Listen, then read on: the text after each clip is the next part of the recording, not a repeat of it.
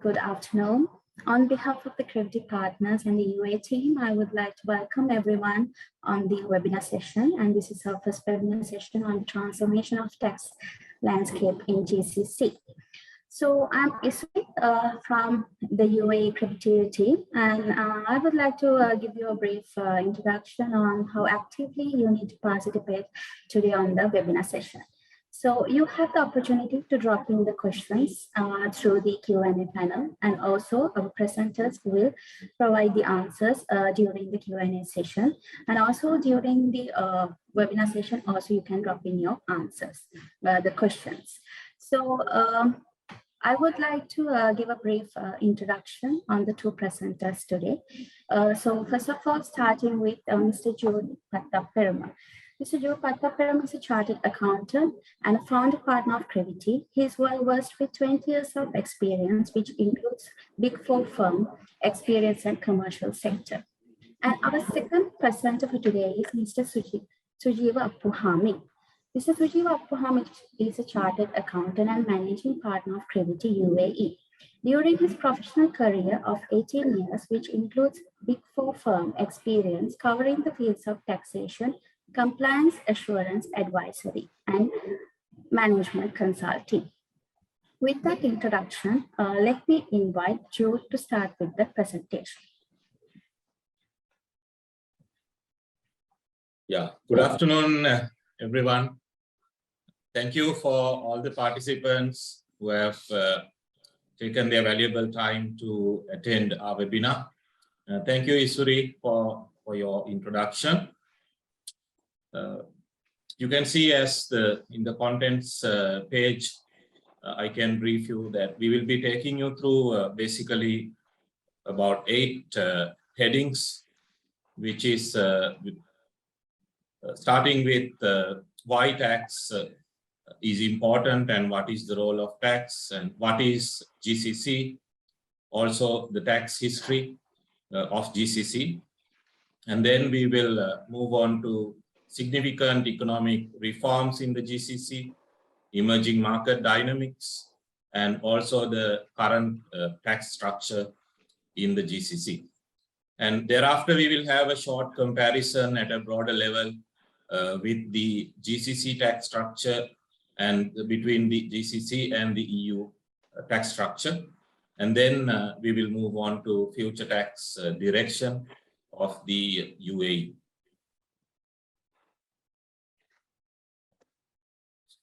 Moving on with the presentation. So the key thing for us to understand at the beginning, I'm sure most of you who are joining are professionals from the finance related industry, so you know about these things pretty well. But just to recap as an approach to our presentation and the webinar, the importance of the taxes, why are they prevalent, and what is their role? So taxes, as you know, is the key source of funding for the governments. In this slide that we are showing, the illustration shows total government revenue with certain demarcations and separations as these bars move on. So on your left side of the screen, you can see the total government revenue. This is from statistics around the world, taking into consideration a number of governments, how their revenue has been composed of. In this, you can see when we move on to the second line, we are leaving aside the grants received by governments as part of their revenue. And when we move on to the third column, we also separate the non-tax revenue and social contributions. So in the third column, you can very clearly see that out of a government's total revenue, tax revenue forms more than 3/4 when it comes to the composition. So this shows the impact that tax is bringing when it comes to funding a government as a source of income for the government. And we also know that governments generally use these funds in their infrastructure projects, public services, national security, environmental projects, and so on. And also for a government to uphold its economic activities at a high quality level, they also need spending on maintaining the economy. That those aspects are also generally covered through their income that they receive from major sources like taxes. Such activities will enable a government to have investor confidence about the basis or about the infrastructure, the platform that is available for the investors to have their businesses run. And we move on to the next slide, which shows about certain other aspects of why tax is prevalent. One is wealth redistribution. As we all know, it's a basic principle of taxation that taxes are collected from the higher income earning sources, and they are deployed for the needy sources and to uphold their infrastructure and give them the required support service. And also taxes can be used as a measure to encourage or discourage certain activities, certain spending patterns. So a good example is the industries like alcohol, tobacco products, which are regulated and perceived as not good for health. Those industries are generally heavily taxed around the globe as a measure of controlling these activities. So taxes in that case act as a control measure when it comes to certain areas. And also global compliance requirements. As we know, when economies operate, there has to be certain level of equal playing field between different economies. So if we have certain regions of the globe operating with high taxes and more complex tax structures, and when we have certain regions operating with more relaxed tax environment, there can be international pressure, there can be requirements from organizations such as maybe United Nations, maybe the International Monetary Fund, to get things into a level playing field so that nobody is at an advantage because they are operating in a certain segment or certain geographical area. So these factors put together makes tax a vital thing in an economy and as an industry. So then I would like to give you a very short introduction of the GCC. What is GCC? You all are very much familiar with this term, which is the Gulf Cooperation Council. Because we are addressing the seminar covering the entire GCC, we would just like to take you through the member countries. The GCC was established in Abu Dhabi about 40 years back in 1981. It has 6 member countries: Kuwait, KSA, Bahrain, Qatar, UAE, and Oman. So the GCC is expected to facilitate cooperation among its members in the fields of trade, commerce, education, shipping, travel, etc. So it acts as a representative or a collective agency when it comes to dealing in the GCC countries. So with that short introduction, let me hand over the presentation to Sujeewa to take you through the technical areas related to our presentation. The slides that we have constructed are, I believe you would see them quite informative. So Sujeewa may not be able to read out everything that's there on the slides, but hopefully we'll be able to share them with you going forward for your reference. And he will take you through the important aspects that are covered in these slides. Thank you. Over to you, Sujeewa. Thank you very much, Jude. Good afternoon, everyone. If you treated California state as a separate country, it will be the fifth largest economy in the world. Interestingly, in 2035, California state planned not to import any oil-based products to the state. So, do you think it will have an impact in the GCC? People who are living in the GCC like you and me. I'm not going to give you an answer like yes or no, but we will be able to provide you meaningful information that you yourself can have a very good conclusion where the GCC is directing. So let's move to the topics. Basically, I'm going to talk about GCC tax history. When it's come to the GCC tax history, it goes beyond the 12th century over the long period. But we are considering here about 75 years. And by and large, tax is playing very minimal role in the GCC as a percentage if you take government income. That is basically because of the oil revenue that GCC countries are advantage in that scenario.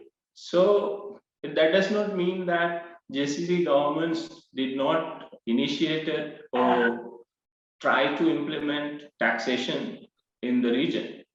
However, there is no significant growth in the revenue sector in terms of taxation.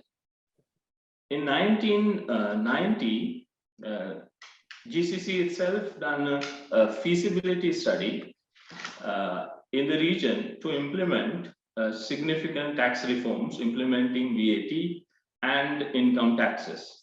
After that, there are a lot of international organizations such as IMF and United Nations, Moody's, like these kind of international organizations come up with a lot of proposals and initiatives to implement some sort of spread tax structure. However, it took 27 years to put that step into forward. If you take last 75 years, I would say the significant movement is the 2017 VAT implementation in the KSA and UAE. So this is the best movement so far we have. I will show you in the next slide. Moving forward, that in 2023, that we are going to have an income tax in the first time in the UAE. Plus, Kuwait is actively looking for VAT and income tax to implement in the country. If you look at this graph, it shows like basically 10 years ago, in 2011, as a percentage to GDP, tax revenue is less than 2% in majority of countries. But if you look at very clearly, in the year 2017, there is a significant growth in the tax revenue as a percentage to GDP. That is basically because of VAT implementation.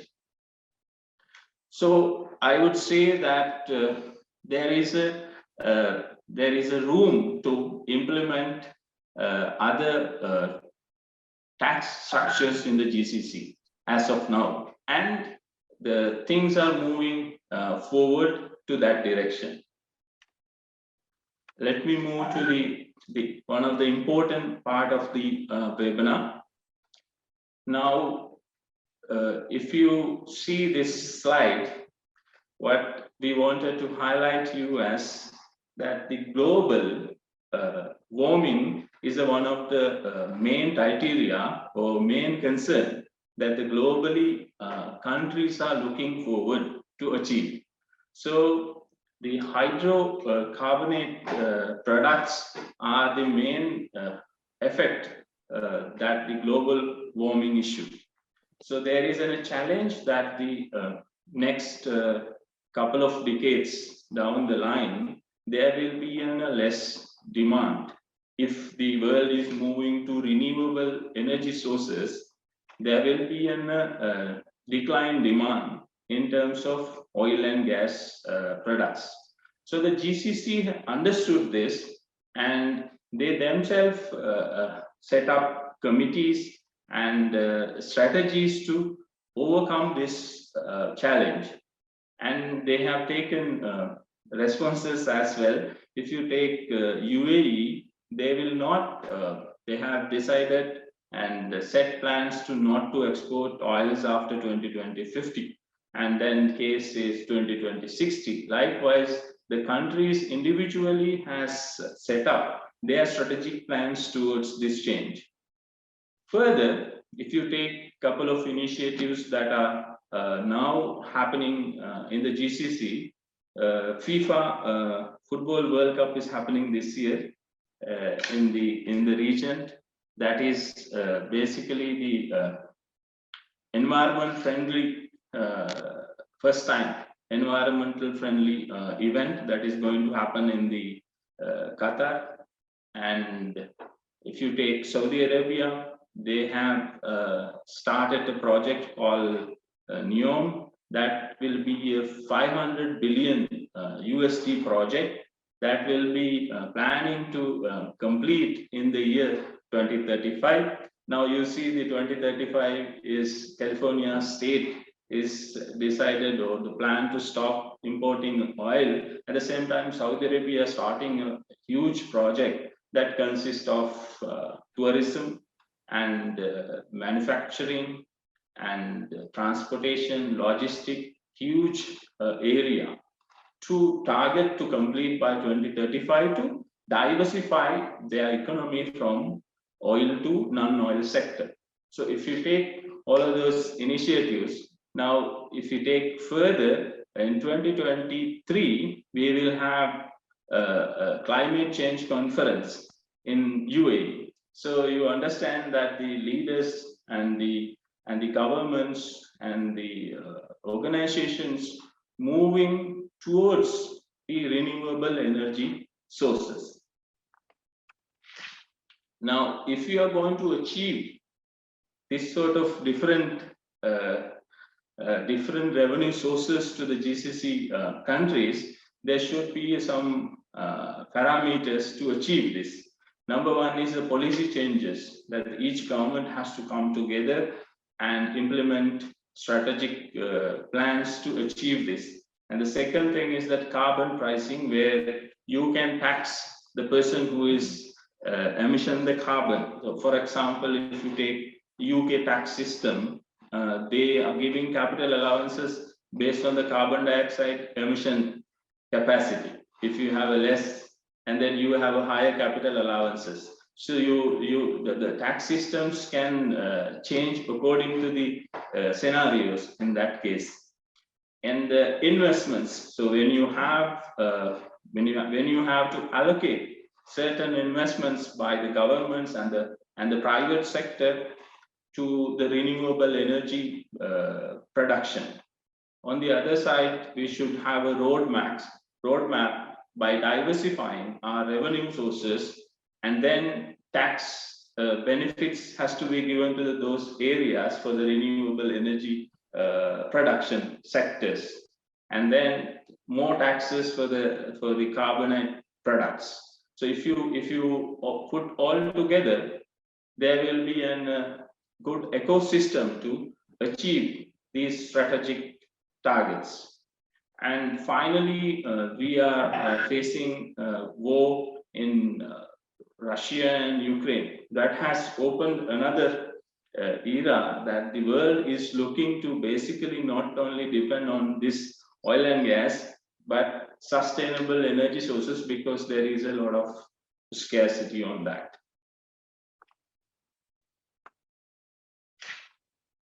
Right. So after having this discussion on the strategic move, we wanted you to give you a little bit about what are the advantages, competitive advantages that the region is enjoying at the moment. So I would take first one as the global event. So we have experienced Expo 2022 in Dubai. That was a wonderful event, and that got a lot of international community attention and the foreign direct investments. On the other side, FIFA World Cup is happening this year, and that also get a lot of attention from the world, and it's a huge event. On the other side, Dubai is into the tourism sector, and more than 27 million people are visiting Dubai in a year. And Saudi Arabia has religious tourism, and they have now opened leisure tourism as well as a country. And we have a lot of free zone facilities that will attract foreign direct investments to have a different sort of businesses in the region. That was given a lot of tax concessions. For example, Saudi Arabia is giving a lot of tax concessions in the free zones, and the UAE has an opportunity to open the businesses for expats without local agents. So likewise, the free zone facilities will give us a lot of benefits to attract foreign direct investments.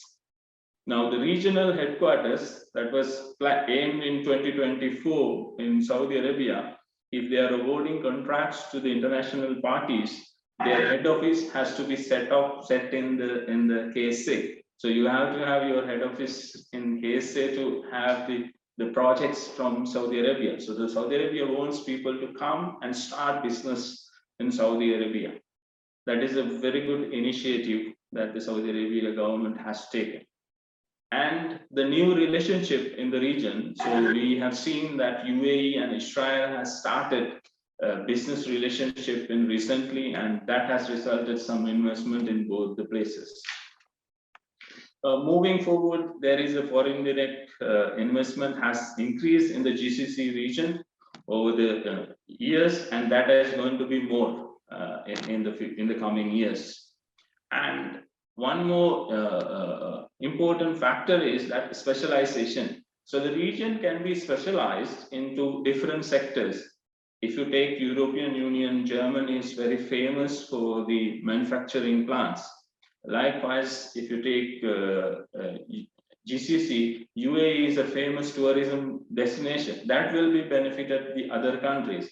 If Saudi Arabia is putting up plants and huge investments on the productions and the logistics, that will benefit Dubai. So likewise, in the region, we can develop a specialized area so that the other part also get the benefit for the other areas, whereas the investors come and not as a country, but as a region. So that specializations can be developed. On the other hand, we have seen very aggressively that the UAE government has taken a lot of initiatives on the technology side. They are investing into the technology, and they want to improve the technology, and they are looking for innovations. And then the country has put so much of efforts to attract talent and the investments by providing different visa categories, etc. If you look at all the scenarios, I would say mainly that the governments and the leaders are taking very good initiative to divert the economy into the non-oil sector. So that is the main drive that we are having today. I think it's a little bit time that I have to go to the next slides. Before that, let's have your opinion, having a poll. So you can respond to the poll. I think we can have poll now to see that what time is good to have tax implementations.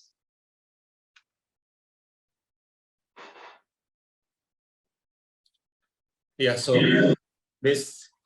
basically, we are trying to get your thoughts on, is it the right time, or is it high time for GCC to come up with these complex tax structures, maybe with increased rates, more coverage, and so on.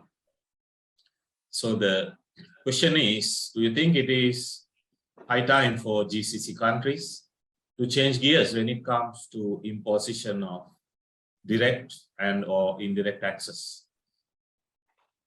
So if you think yes, it's high time, you can respond with the yes. If you think it's no, and we should still hold on for some more time, then it will be no.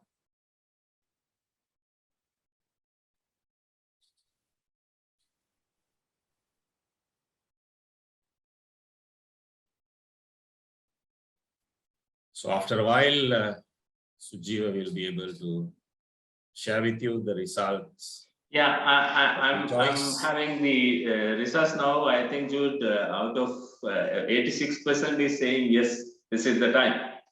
Right. So we are into the right side now. So let me end the poll, and I think yeah, 90% of participants are saying that this is the right time. So I believe everyone is in one direction, mostly. Yeah. Right. So it lets you continue, Sujeewa. Yeah, I think you guys are telling 85%, more than 85% participants are saying it's high time to implement tax reforms. Yeah, I think it's the right time. So we are moving into the other part of the presentation. In here, what we are going to do is that we are just going to give you a brief idea about the GCC country tax structure, which will be very basic because we don't have time to go into details, but we are just going to give you a brief about each country. So when it's come to the Bahrain has implemented VAT after KSA and UAE, started with 5% and reduced rate is 0%. It's a basic GCC common agreement conditions are there. It's more or less similar to all the countries. And when it's come to the income taxes, the 46% income tax rate is there. That is for only oil and gas companies. And we don't have any withholding tax, transfer pricing rules, dividends, and capital gains, no such tax in Bahrain. And there is an excise tax, as usually majority of countries have for the tobacco products and the carbonated products. And social security contributions. Now, if you look at this social security contributions, that the majority countries are only provided for either locals or GCC nationals. If you consider the expat, there is no such social security contributions. There are funds available, but as a government, there is no such a common fund available at the moment. Let me move to Saudi Arabia. Saudi Arabia implemented VAT in 2018, January 1st.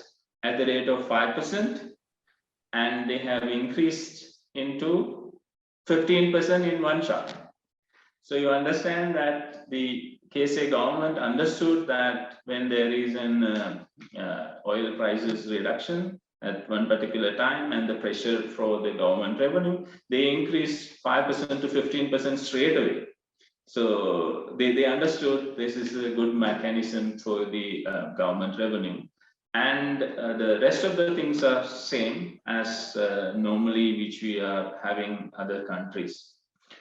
If you take the corporate tax, it's a 15% corporate tax, but when it's come to the oil-based companies, that the rate is depending on the investment that the company is made. For example, if it is more than 60 billion, you have 85%. Like this, your rate is going to increase if decrease if your investment is more than the limit. And when it's come to the other taxes, the capital gains are applicable, and there is no individual taxes. Withholding tax is there 5% to 15% if you are a supplier who is not resident in the UAE, service provider, that your money will be withheld in the Saudi Arabia. It's ranging from the service 5% to 15%. And no payroll taxes, excise tax is available as usually for the carbonated drinks. And if you take a special feature in Saudi Arabia, there is a special tax that is levied on the dependents. So the expats, if they have their dependents in the country, they have to pay extra amount for that. That is called dependent levy. This is only in Saudi Arabia. Let me move to the Kuwait. Kuwait is an interesting country when it's come to the taxation. So the GCC agreement is that the VAT has to be implemented, but so far we don't have VAT in Kuwait, and it is high time, I believe, VAT to be implemented. And there is a 15% corporate tax, but if it is relating to the oil and gas, the rate is much higher. And social security taxes, it's again for the Kuwaiti or nationals and not for the expats. And special thing in the Kuwait is we don't have VAT in Kuwait yet. And Oman has a long history of taxation that is basically 15% in the corporate tax. And if you look at the petroleum companies, they have to pay 55%, but normal businesses has to pay 5%. The VAT implemented in Oman as well, started with 5%, still remain 5%, and reduced rate is 0%. And if you take other taxes, normal taxes applied for the capital gains and all, it will be treated as a part of a business income. But no personal taxes, no payroll taxes in Oman as well. Qatar. The Qatar is, they have separate two laws for the income taxes. Corporate tax rate is 10%. And there is a special Qatar Science and Technology Park that applies different tax rules in the country because they want to encourage the technology-based businesses. So they give a lot of tax concessions on that. Apart from that, this is another country that has not yet implemented, and there is no news or the personally what I aware about the implementation of VAT in Qatar so far, no clue, but they have signed the agreement in the GCC to go ahead with common VAT system. We expect Qatar will also implement VAT in coming years, but recent years I don't have any information on that. And if you take the again no individual tax, no dividend tax, capital gain should be treated as a part of their business income, and the petrochemical industries are not less than 35%, so more than 35% tax applied. So here a special matter is we don't have a clue about VAT implementation. So now coming to the UAE, the last country, we have started VAT at the rate of 5%, and there is no rate increase, and there is no news also the rate increase in coming years, and there is a reduced rate is 0%. As usual, we have excise taxes for carbonated products and tobacco products. When it comes to the social taxes, the similar scenario applies only applies to the UAE nationals. And interesting matter in UAE is we are going to have corporate tax at the rate of 9%, which will be implemented in 23 June onwards. Other taxes, if you take no inheritance tax, no net worth tax, no withholding tax also proposed in the income tax law.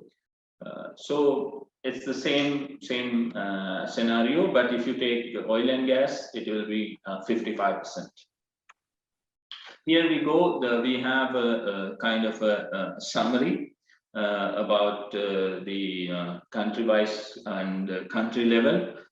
As Jude mentioned, we will be sharing this info so you have a basic understanding what is there and what is not there.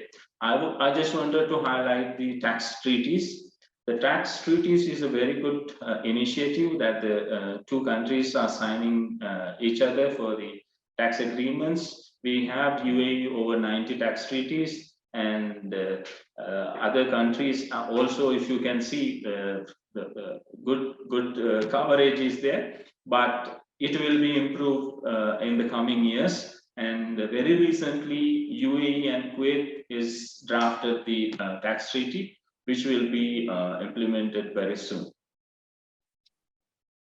Yeah, so what we have is that understanding about the GCC current tax structure.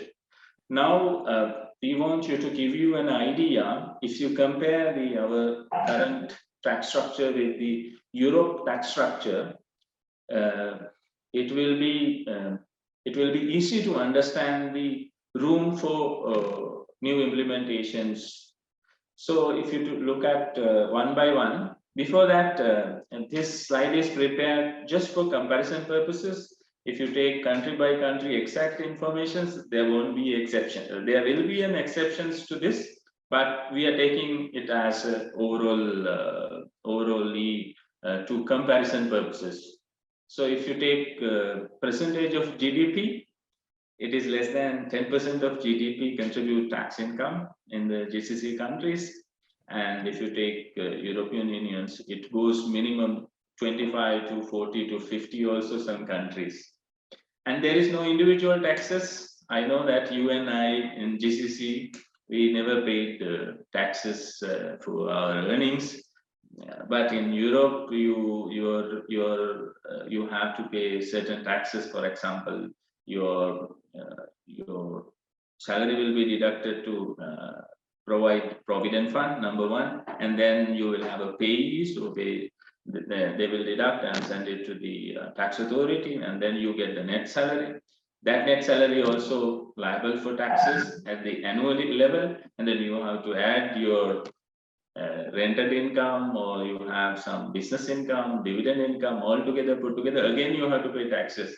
Not only that, when you are spending things for VAT or GST, you have to pay minimum 20%. So you can see that the structure is complex and plenty of taxes are available. Here, we do not have such complex structure, which is very minimum, and personal taxes not at all in any country.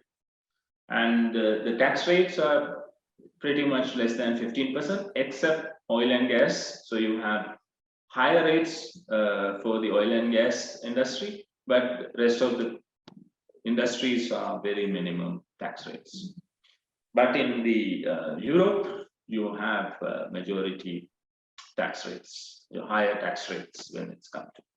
And the social security systems are not available for the expats. Basically, the GCC national state is available. When it's come to the Europe, commonly everybody is enjoying social security systems. And when it's come to the GCC, still you see the percentages are 50%, 80%, 60, sorry, 50%, 35%, 40% are coming from the oil. And if you take the GCC, it will be diversified revenue streams. Now, this is a good comparison that we want to bring it to you. If you look at the some of the European countries, France, Sweden, UK, if you take France and Sweden, it is almost 50% of GDP covered with the tax revenue, and UK is 35%. So you can see the gap that we are talking about. In GCC, we have only less than 10%. So again, summary is that GCC countries have been exploring new initiatives and amendments into the regulations and environment. However, implementation and collection of the taxes in the GCC is still in the low level. Here we go. So now from here onwards, the direction in the UAE. So I have divided into three in this. One is right now what we have. Next one is that short-term expectations, what to expect in coming years, maybe 2 to 3 years down the line. And if you look at 2018, 2028 beyond, from here to 5 years beyond, what would be the scenario? So in 2018, as I said, 2017, when we are implemented a VAT system in the UAE starting from 2018. So today we have a very good digitalized tax system. FTA was established and well-aware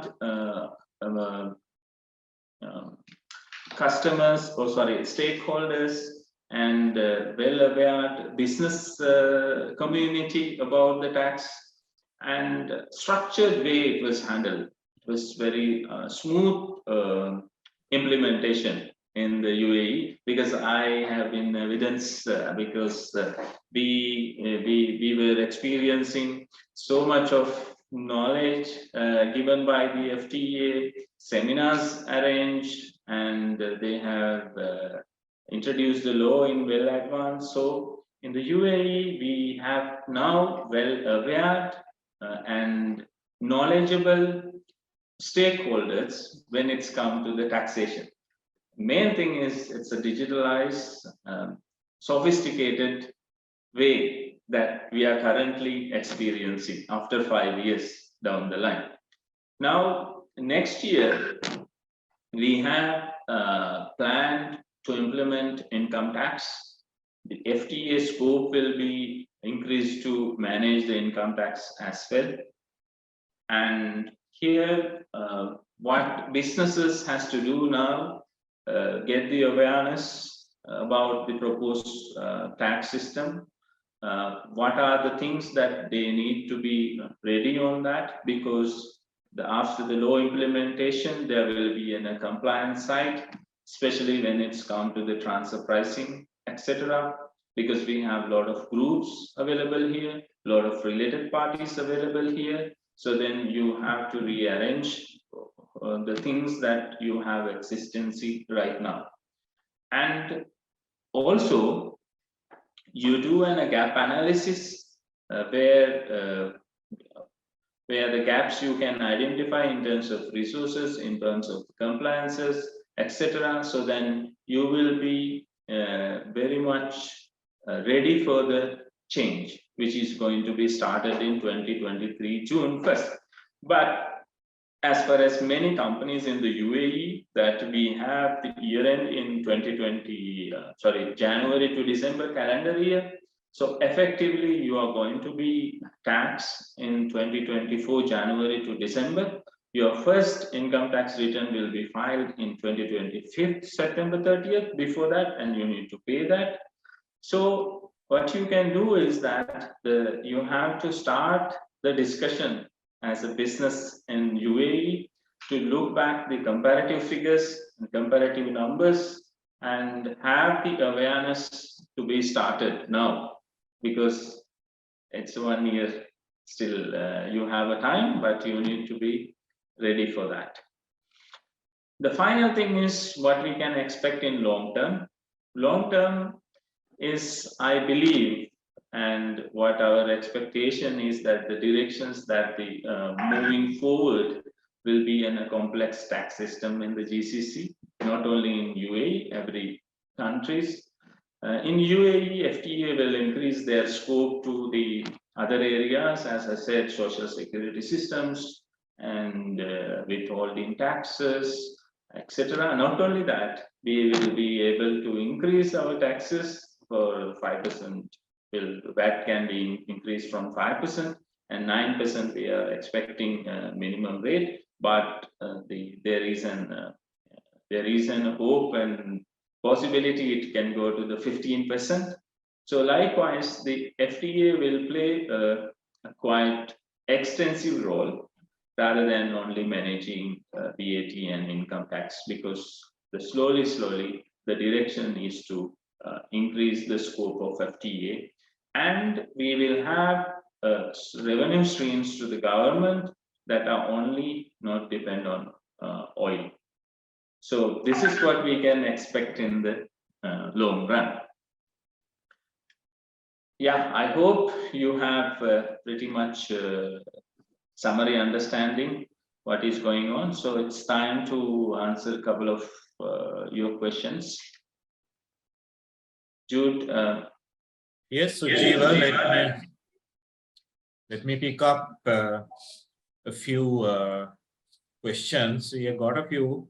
I'm trying to pick up a few that would address the aspects in general rather than on a specific area or a segment or a business. So let me just scroll through the list, and yeah, I find one general kind of question. What are the benefits for social development, within brackets, returns, especially for SME sectors? I think, as I understand, the question is directed towards the benefits that the taxpayers can expect once the taxes come in. So if you can elaborate a little bit on that. Yeah, Jude. So basically, as I said, that we have a complex tax structure in Europe, and we have the same time benefits as well on the other side. But I wanted to highlight the SME when it's come to the income taxes. Actually, SME sector should be take this as a positive mindset. Number one, we are going to government is going to give you a tax free allowance, which is 375,000 dirhams per annum. Taxable income will be zero. So you don't need to pay first your taxable profit of 375,000. That is basically your SME sector will cover on there.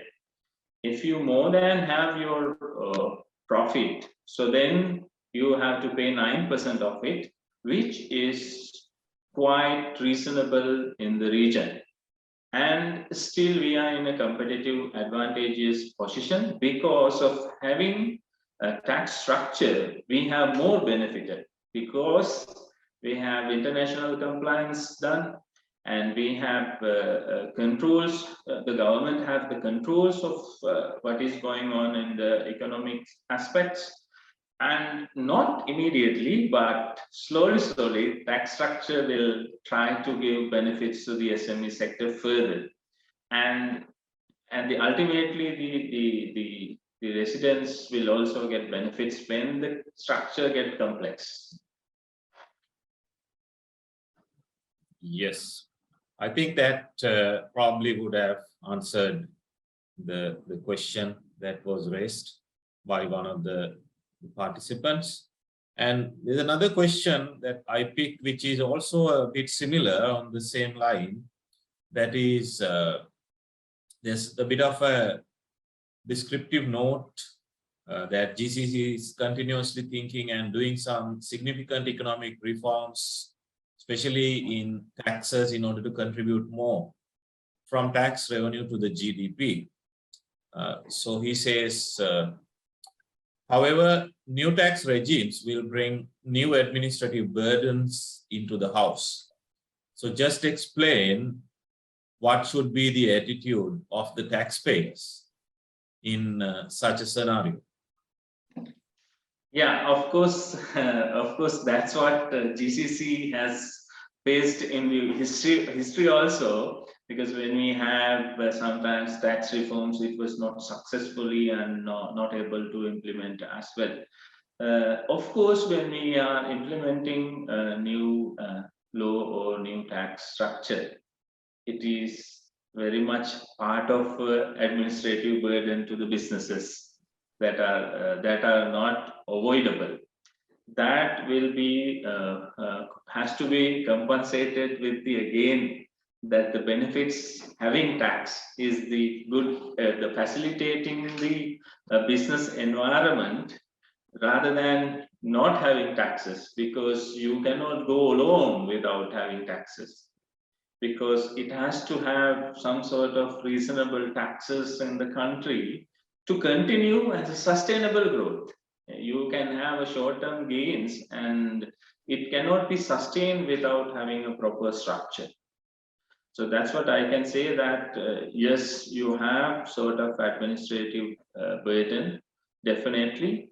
But when it's come to the income tax, when compared to the VAT, I think it is less, because we have in UAE already compliant VAT systems, means that they have already have the preliminary mechanism. The only now we are going to talk about what is allowed, what is disallowed. That has to be communicated properly to the businesses and educate them and put them into the right track. I believe there won't be a much administrative burden like VAT. It will be less administrative burden, but when it's come to the groups and the transfer pricing, yes, because SME sector and not be able to derive right transactions when it's come to the transfer pricing. So there will be, but we have to take it as a positively. Yeah, okay. Taking one more question.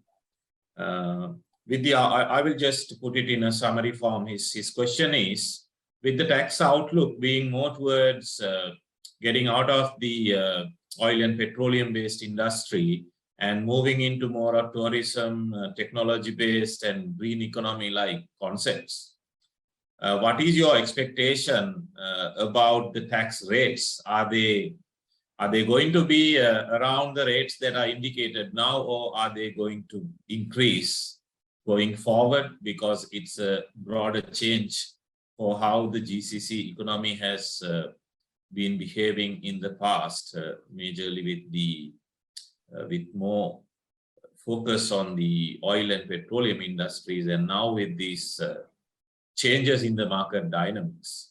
So are you expecting it to be at the same rate? So are you expecting it to be to increase, is the question. No, I don't think VAT government clearly mentioned that a couple of times when Saudi Arabia increased 5% to 15%, that the UAE does not have any intention to increase the VAT rates. And so in near future, we will not expect that also. And when we are implementing income tax at the rate of 9%, I don't think it will be increased very near future. It has to go at least 5 years, I believe. So we won't be able to experience any significant or you can say meaningful increases about the tax rates.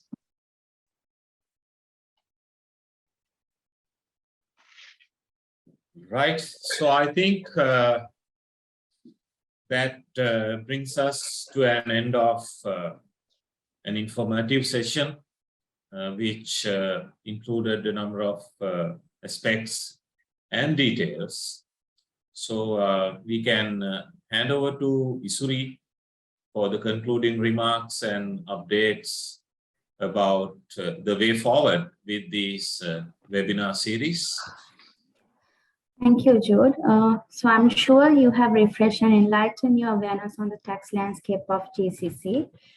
Thank you, Mr. Jude and Ms. Sujeewa, and thank you everyone for attending today's webinar. If you have further questions, please feel free to contact us anytime. You will also receive an email with a YouTube link to view today's recording and also with the presentation slides. Please note that this is the first session of the series of the webinar sessions, and we'll be conducting the next webinar in the month of November, which will be into the corporate tax awareness and impact assessment. The details of the next webinar will be notified, and you can register yourself in advance and stay in touch with us. So on behalf of Privative Partners and the teams, thank you very much once again for joining today. So see you again during the month of November, and thank you and have a great day ahead.